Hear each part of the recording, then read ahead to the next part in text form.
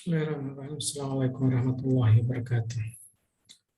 Alhamdulillah, pada kesempatan yang berbahagia ini, saya akan mempresentasikan tentang hasil pengabdian masyarakat yang telah saya lakukan bersama dengan tim, yaitu Dr. Fitria dan seorang mahasiswa, Az-Zuhratul Khair Firdausi, yang menemani kami bahkan menjadi tim dalam pendampingan pengabdian masyarakat ini. Adapun topik yang menjadi fokus kami dalam melaksanakan pengabdian adalah pelatihan kepemimpinan transformasional, key driver untuk meningkatkan efektivitas dan produktivitas Seveningsri.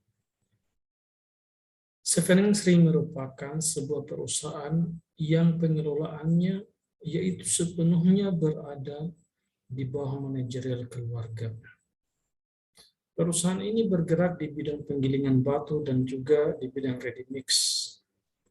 Namun, ada beberapa hambatan yang sering dialami oleh Seveningsri, dan bahkan hambatan tersebut belum terselesaikan dengan baik. Di antara hambatan-hambatan tersebut adalah yang pertama, sistem manajerial dan kepemimpinan yang lemah, di mana kepemimpinan lebih menekankan pada unsur transaksional pada semua karyawan dalam menyelesaikan pekerjaan mereka. Yang kedua yaitu masalah intensitas turnover atau keluar masuknya karyawan dalam perusahaan yang terlampau tinggi, sehingga menyebabkan sulitnya perusahaan untuk mengidentifikasi dan mempertahankan karyawan yang bertalenta. Kemudian masalah yang ketiga yaitu seringnya terjadi perilaku yang non-etis yang ada dalam diri karyawan, yaitu berupa keterlambatan kerja dan bahkan sampai dengan pencurian di tempat kerja. Oleh sebab itu, berdasarkan berbagai macam permasalahan tersebut, maka pelatihan kepemimpinan transformasional menjadi sangat krusial untuk dilaksanakan demi meningkatkan efektivitas dan produktivitas Seveningsri secara keseluruhan. Kegiatan pengabdian ini tentunya berbentuk pelatihan kepemimpinan transformasional yang dilaksanakan di Seveningsri tepatnya pada tanggal 17 April 2021. Kegiatan pelatihan kepemimpinan transformasional ini ditunjukkan secara umum itu adalah kepada para manajer dan juga pada karyawan Seveningsri.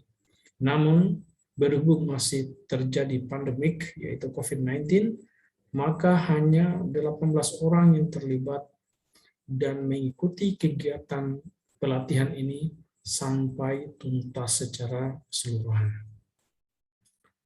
Kemudian pelatihan kepemimpinan transformasional ini mengadopsi 4 dimensi utama dalam konsep kepemimpinan transformasional, yaitu idealis influence, inspirational motivation, intellectual stimulation, dan individual consideration. Ini sebenarnya konsep yang diadopsi dari Bass dan Avolio. Dalam idealis influence, pemimpin berusaha untuk menciptakan rasa kagum, merasa dihormati, rasa dipercaya oleh karyawan, sehingga karyawan berupaya ekstra dengan sungguh-sungguh untuk meniru pemimpin mereka. Di antara hal yang bisa dilakukan oleh pemimpin untuk mendapatkan pujian kekaguman dari karyawan adalah dengan selalu memperhatikan dan mementingkan kebutuhan para karyawan di atas kebutuhan dirinya sendiri. Selanjutnya, dalam dimensi inspirational motivation, yaitu pemimpin berusaha untuk memotivasi karyawan dalam rangka mencapai target tertentu, yaitu dengan memberikan tugas-tugas yang menantang pada mereka. Pemimpin juga berusaha untuk mendorong karyawan agar mampu membayangkan dan menggapai masa depannya yang lebih baik, yang bermanfaat untuk pengembangan diri, pengembangan karir, dan pengembangan organisasi di mana ia bekerja.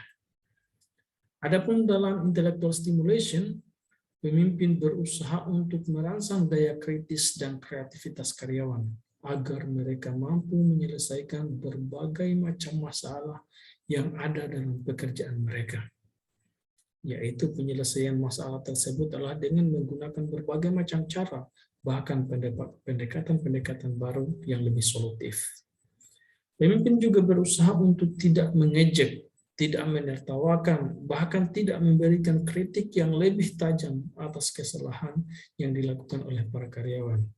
Namun sebaliknya, yaitu pemimpin selalu berupaya untuk meminta ide-ide yang solutif dari karyawan agar mereka mampu menyelesaikan masalah yang ada dalam organisasi dan juga masalah yang ada dalam pekerjaan mereka.